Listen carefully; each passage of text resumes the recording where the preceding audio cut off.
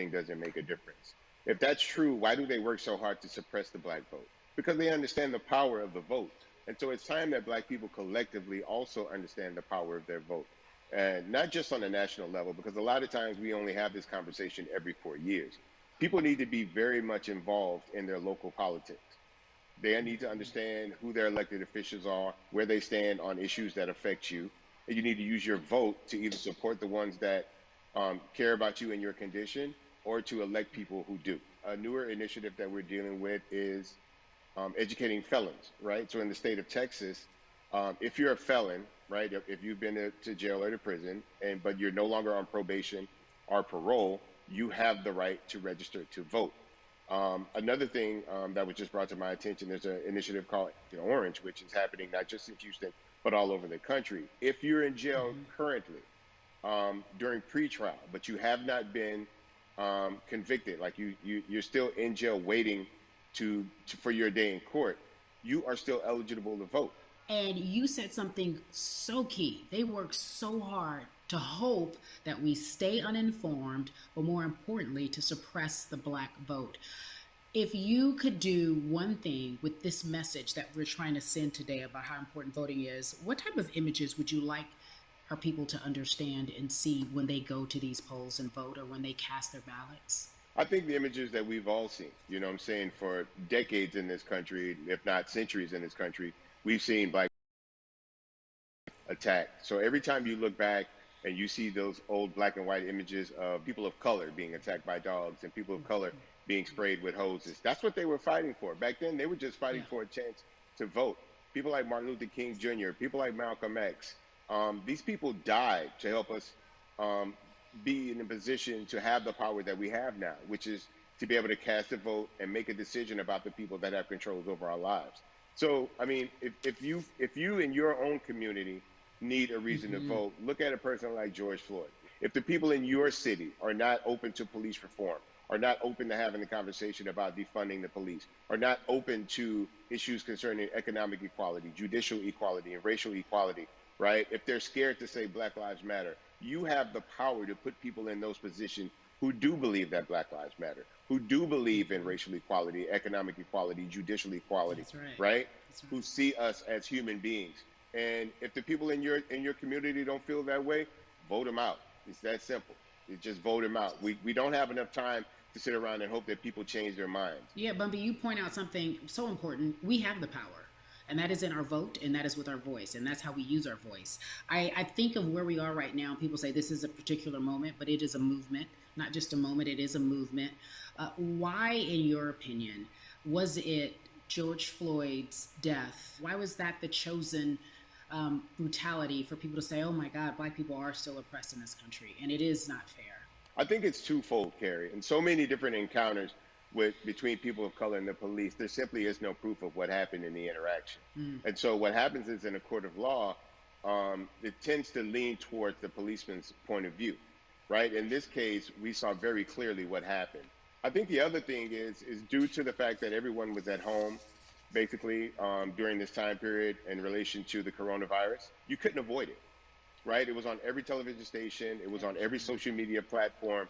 Everywhere you turn, you were constantly hit upside the head with this message. You see in the interaction that this man did nothing to deserve what happened. That's right. I think so well said, because if you think about it, in the grand scheme of things, it wasn't worth it, and he didn't have to lose his life. I think that you touched on something that a lot of people talk about, and that is now defunding the police. That has been such a huge conversation, but there's so many misconceptions around defunding and dismantling.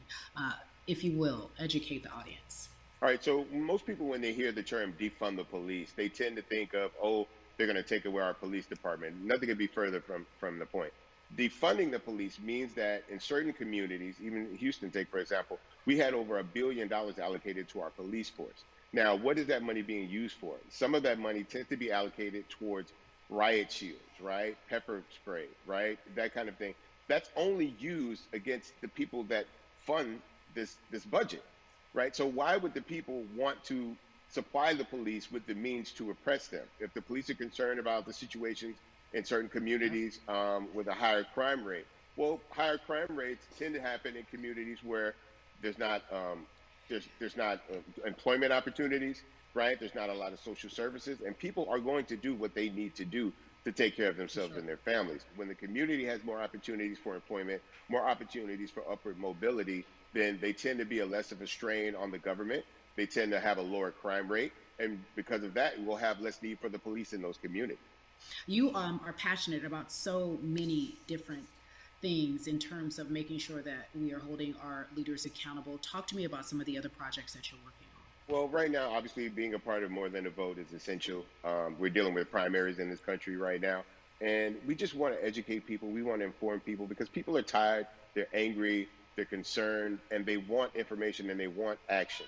And so we want to make sure that we give them the right information and lead them in the right direction. And we thank the people that do not look like us for standing with us right now because it's very Amen. important that people who aren't black be involved because if black people could have gotten rid of racism, we would have done it hundreds of years ago. And so I'm trying to use my voice and my platform just to let people know that if they feel like I do, there's a number of places they can go to enact change in their community. People need to know about how their city council runs. They need to know that they have the ability to speak when city council meets, to let them know that that's not the way that they feel their city needs to be run. Those are not the places that they feel the money of their And Bud, community needs to be allocated. and Bubby, even a step further, they can run for office in their local community. They can run for positions. Like people act like they leave it up to somebody else. If you're upset, it's not hard to get on the school board. It's not hard to be a part of the city council. It really isn't. And depending on how small your town is, you could be a mayor. It's the power is with the people, and we need to just know that that's happening. Absolutely. And it's always been with the people. You know, if you look at Trayvon Martin's mother, Sabrina Fulton, right? She felt that there was a system of racism and a system of oppression that led to her son's death. And so what did she do? She ran for city council and she was elected to Yeah. city council. Our own former president, 44, Barack Obama, right, started in the community as an activist, ran for an elected position, became senator, ran for another elected position, and became president of the United Mm-hmm. States. So don't think that Mm-hmm. you can't make a difference. You know what I'm saying? You don't need a lot of money. You don't need a lot of power. Your voice is enough to make a difference. Amen. I feel like I need to go out and run for something. You gave me a rousing speech there, sir. I'd be remiss if I didn't ask you this. When I talk to my brothers, I have to ask you, as a black man, how are you doing? Are you okay? I'm good. I'm good. I have a very strong relationship with God, so prayer definitely works for me. I have children and grandchildren who are watching me, who are encouraged by what I do, and they're proud of me right now, and that's really what matters, The change starts at home, so as long as you have a support system that believes in what you're doing and supports you in what you're doing, you have everything you need to go out there and fight the good fight. And for those that don't, there's a community of people here to help you. So you can go to places like morethanavote.org. There are many different places that will encourage you, inform you, and they will put you with groups of people that feel like you, that are ready to take action. So no one has to go about this alone if they want to do it. Yeah, yeah. We're stronger together. People have been saying it, but that has much more meaning now that we are in our movement, not just this moment. Bumby, it has been an education, always a pleasure. Thank you so much. I appreciate you. Keep fighting the good fight.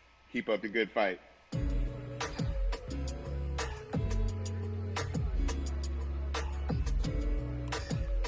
Yeah, la la. So our next guest, I have to admit, I'm a fan, but there are so many different people that we could talk to, and I thought it was so imperative that we speak with her. You know her as Molly on the huge, successful show Insecure, HBO's Insecure. She also has a comedy special highlighting her Nigerian roots, and she's an amazing podcaster. Let's welcome in Yvonne Orji, everyone. You have such a beautiful way of making things funny, giving us our medicine with some candy, right? The humor and the healing. You bring all of that to your space. And right now, as you look across this country and how everyone is so broken and so upset, if it's not social injustice, it's the pandemic, it's depression, it's unemployment, the list goes on and on. How are you doing, quite frankly? I'm rediscovering self in a way that is hard but necessary, that will lead to ultimate joy. I know it sounds like a lot, but no, I think I personally think that God put all of us on a global timeout. Like we just, America hasn't done as good as other people when it comes to timeouts because everyone else is out playing at recess, and we're still in the principal's office hoping and wishing we can come out. But I think that if we settle into the timeout and really learn the lesson that we're supposed to learn from this season, I think we'll emerge better. We'll learn how to play well with others in more ways than one. And so personally for me, I'm taking this time to learn me in a new way. I feel like I'm being ushered into a new season, and I'm getting still, because sometimes the busy, the work that we're supposed to actually be doing. You know, we're busy doing other stuff, but we got work that we need to do on the inside. And I'm leaning into it. I'm like, dang, I thought I was gonna be able to rest like everybody else. And God's like, nah, we got work to do. You know what? And I think that's what everybody is saying about 2020. It's demanding that we be better. And you said it's a global timeout. What do you mean by that? Yeah, it's like everyone sit down, be humble, to quote the great prophet Kendrick Lamar. But like, no, seriously, sit down and let's reevaluate some things. Let us unearth and shake up the things that we have been trying to hide within ourselves, within our nation. I think America is going through an unraveling right now, a much needed, a much necessary one. And I think all eyes on us, right? There is no, oh, I was on the subway for an hour, so I didn't miss that thing that happened. No, everybody was home. Everybody, was watching when George Floyd died, and everybody, no one could hide it. Everyone was watching when Amy Cooper called the cops. Like, this is a time where it's like, oh, we can't pretend it away. We can't excuse it away. No, no, no, no, no. It's a global timeout. Sit down, watch, and let's learn. And globally, it's like, hey, we were going business as usual, but it ain't usual no more. Like that's old. Anytime change occurs, it's very uncomfortable. And so right now we're sitting with we're getting we're getting comfortable with the uncomfortable. The minorities, we've been comfortable with being uncomfortable, because that to me explains just the existence for whatever we want to do, how we break into our careers, how we live our lives, how we find ourselves one of the few or one of the first. When you look and you talk about this global timeout, everybody had to pay attention to Amy Cooper. Everyone had to pay attention to George Floyd. How is that helping as a country during our global timeout?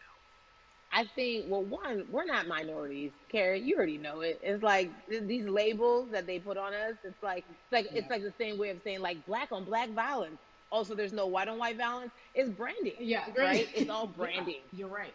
It's like white people kill white people every single day. So no, there is no black on black violence. And if you say black on black violence, well then let's brand white on white violence. Like, I watch Investigation Discovery.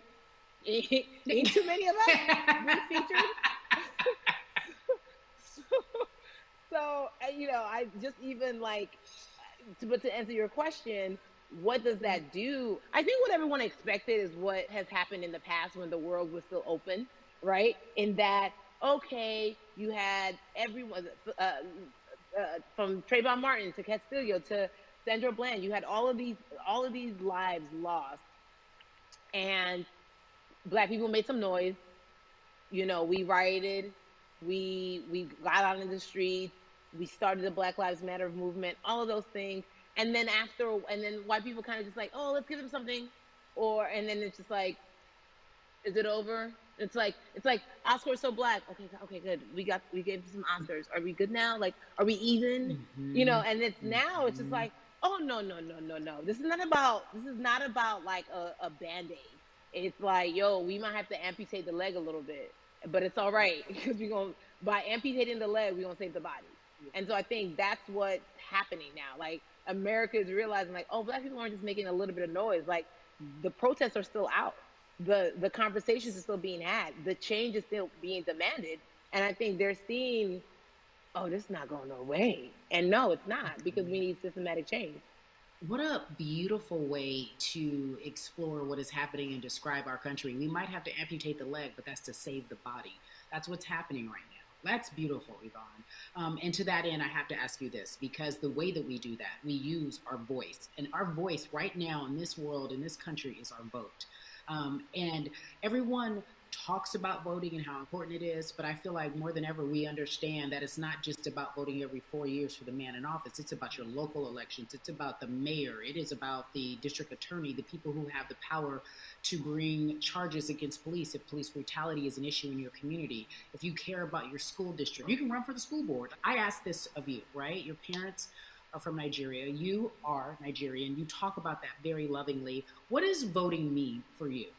I think voting is power. I remember, I became a naturalized citizen back in the 90s when, because I was still a minor, my mom naturalized, and so we were able to do it under her. And just even that power of like, we are American citizens and all the access that we have by being citizens, one of those accesses and those access to power being voting.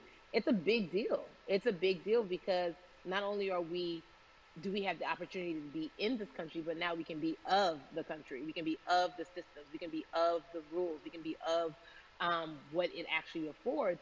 But I think going back to your earlier comment about just the setup of systems, I think we are done a disservice, either it's schools or whatever it is, and I'm not putting teachers on blast. I think teachers do a phenomenal job, but for some reason, we do not, and give them all the raises. I know too many parents who are like, this child of mine, I do love them, but hey, where can I drop them off? And I do think that there is a disservice done because, again, when we talk about voting, to your point, we talk about every 4 years. It's important to vote for the presidency. We don't realize, like, oh, snap, we actually can vote about, like, how much our libraries get. It's like small things like that, but they make a big difference. When you think of voter suppression in this country, what does it look like for you? It's the systems. When we talk about voter suppression, we also talk about systematic racism, right?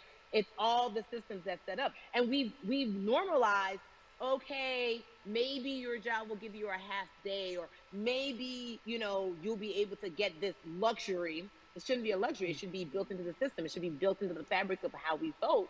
But maybe you'll be able to get this luxury in order to enable you to go vote. Think about everything disenfranchised, marginalized Black person has to endure in a day. So in a day, you need to get to work. If something happens to your car, if something happens to your child care, if something happens to, there's so many factors along the way that can send you into a tailspin as an American. And then you add on as a person of color. If you're just trying to get to vote and you already have to go through all of these hurdles and hoops in your everyday life, imagine the one day when your voice really is supposed to matter the most in this country. But then you also see all the times that you tried to have your voice matter, and then it's been shut down, repressed, told it doesn't matter. And then you're kind of like, what's the point? How do we keep hope though? If I'm watching this right now, how do we as a people stay hopeful? How do we believe in the promise that these quote unquote forefathers have given us? Because have you met Black people? By default, like hope is infused in our DNA. Like, you know what I'm saying? Like if we haven't been broken now through, be it through slavery, through capitalism, give it to me, colonization, through segregation, through, I mean, listen, the history of Black people in this country is, at one point, we were 3/5 people. Mm-hmm. That was a written law. And look at us now. We are whole. We are Black girl magic. We are Black boy joy. We are, you know what I'm saying? What I think about in terms of giving us hope, right? We're making a lot of people nervous right now, Carrie. We're making a lot of people nervous right now because they're like, dang, we put all these obstacles in their way, and these jokers are resilient. But that should give us hope. That should give us hope that, like, we can't stop, won't stop. I mean, I went to the school of Diddy. You know what I'm saying? Hashtag, Harlem shaking it right now. We can't stop, won't stop. And I think that's our motto. We can't stop voting, and we won't stop voting. We can't stop marching, and we won't stop marching. We can't stop thriving, and we won't stop thriving. To that end, because you led me directly there, I've been asking everyone who's appeared on this platform, what does activism look like? And I feel like back in the day, we had an idea. Yes, it is marching. Yes, it Yeah. is protesting. Yes, it is speaking out against things that we feel are not right or unjust. But talk to me about what activism looks like for Yvonne Orji. Listen, activism, I think the beauty of activism is that it has many faces, right? You're going to have the people on the front lines. Like, you know what?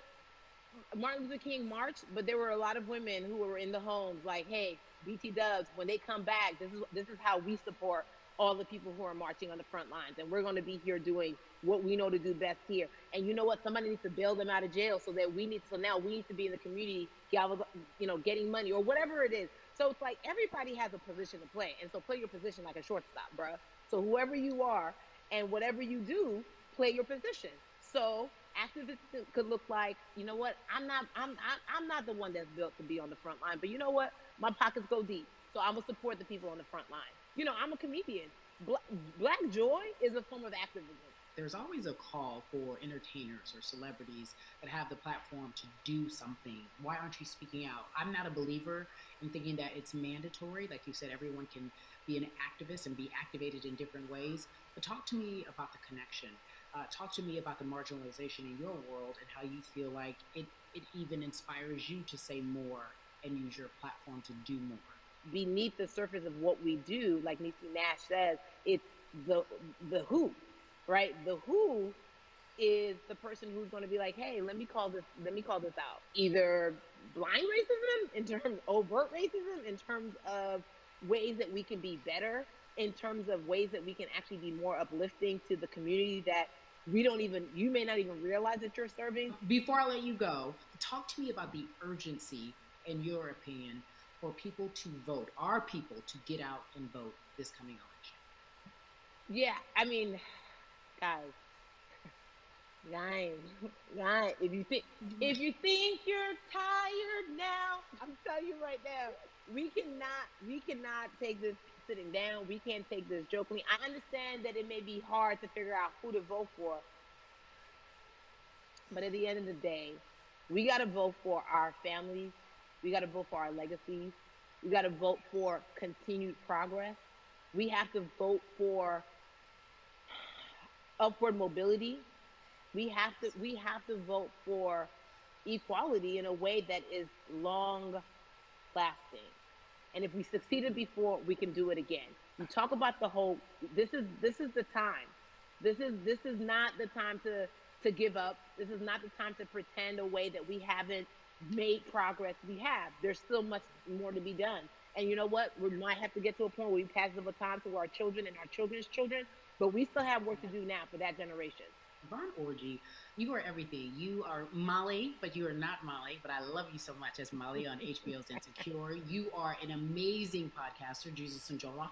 Shout out to Lovey. And then we also have movies. Like you, The World, you're a model, a cover model. Also, wait, don't let me forget your hugely successful stand-up comedy special on HBO. Girl, you're doing it all. And I am so grateful. You're truly the dream, not just the American dream. You're the black girl, brown girl, do it all dream, the immigrant dream, everything. You're a beautiful, beautiful soul. I really, really mean that from the bottom of my heart. Yvonne Orji, ladies and gentlemen, nothing but the best and excellence personified. Thank you so much, my friend. I love you so much, Mama. Mwah.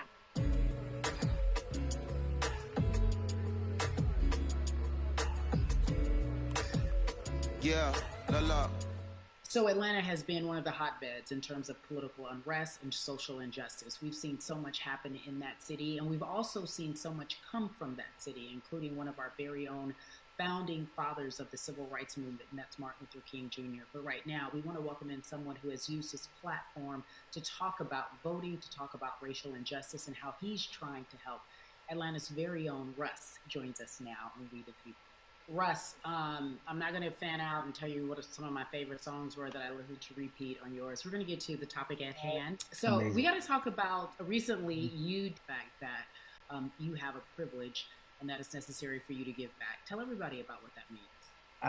It's very obvious. I'm white and I'm in Black culture and I'm benefiting financially off of it. So I feel like if you're a white person financially benefiting off of Black culture, you have to put finances back into Black culture.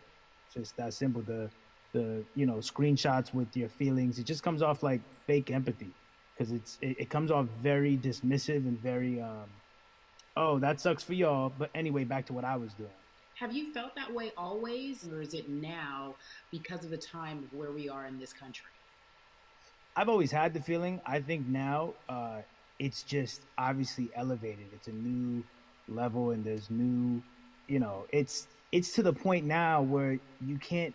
First of all, you can't not say anything. Second of all, though, I just think saying something isn't enough anymore. I think, if you have the ability to put money back into a culture that you're financially benefiting from, you have the ability to, you should. It's interesting that you talk about it in that way because some people do believe that silence is the best way to go because it's hard to talk race, especially if you're white and you're in the black culture. People just feel as if they can't talk about it. They feel awkward. They feel as if they don't have the privilege or the voice or the words. How do you find yourself right now in terms of interacting with people when they want to talk to you about social injustice, police brutality, what's going on in this country right now? Well, first of all, picking and choosing whether you want to be silent or not about race, that's a privilege in and of itself. But no, I mean, I try to just do my best to listen to the black people around me and the educated black people I have in my life. So I do my best to not act like I have all the answers for everything, especially in a culture that I'm not from. But that's why when we decided to raise the money for Black Lives Matter organizations, when we raised 500,000, we got on the phone with some of the women who started Black Lives Matter. I got on the phone with Tamika Mallory. I was on the phone with Karen Civil and talking with my friends to make sure the money went to like the correct places, and people who really need it. It's just about listening. That's all. It's about listening. Let's talk about that for a moment because the way I think of activism, for me, it looks very differently. It's not necessarily just protesting on the front lines. I think that's great. But what about being an activist in the way in which you have decided to be one? What inspired you? What did it look like? You said you raised money for Black Lives Matter. What did you do? Walk us through everything that you did and how you find yourself in this moment right now. So for me, it was 3 years ago. I had like a string of festivals, and I decided that I was going to wear T-shirts with a message on them because I figured, what better time to use a platform than in front of a bunch of people. So one of the T-shirts I wore was, "If you want to change the system, speak up. White silence is pro-racism." The whole thing, and it didn't really it kind of got swept under the rug back then. But when all this stuff started happening again, and it's been happening, the police brutality against innocent black people, I was like, man, I'm not the biggest artist in the world, and I certainly don't have the most white fans in the world, but I got a good amount of people that I can definitely mobilize and turn into some money. And I know they're down for the cause because it's merch. It's a good thing. And I've always been outspoken anyway, And so how am I going to be in black culture and not be outspoken about racism? And then I got to ask you this because you grew up in Atlanta. So that gives you a heads up, depending for so many people, because you're in the crux of that beautiful black city where there are so many wonderful black leaders, home of so much great music and things that speak to our culture right now. And we are really, really getting our word out, especially with this platform today, and saying that we must use our voice to vote. Talk to me about what the importance of voting for you in this upcoming election. Yeah, so full transparency, I had never voted before, ever. And because, I was one of those people who was like, my vote doesn't matter. And, and I don't know, maybe it's because I was younger, maybe it's because I really thought that, or I don't know, but I just think that it's got to, now this is a bit of a privilege to say it's got to a breaking point for me, because obviously it's been past the breaking point for black people. But I think that as a whole, the young people need to get out and vote, because we're the ones